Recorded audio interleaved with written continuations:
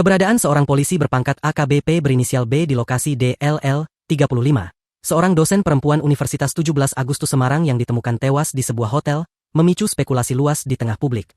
AKBP merupakan saksi yang pertama kali menemukan DLL tewas dalam kamar kos Hotel Jalan Telaga Bodas Raya nomor 11 Karangrejo, Kecamatan Gajah Mungkur, Kota Semarang pada Senin, 17 November 2025, sekira pukul 5.30 waktu Indonesia Barat.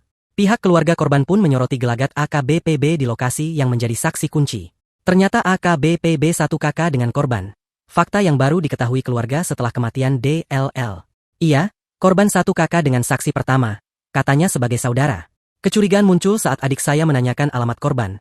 Ternyata mereka tercatat dalam kakak yang sama. Jelas Tiwi, kerabat korban, dilansir dari tribunjateng.com, Rabu, 19 November 2025.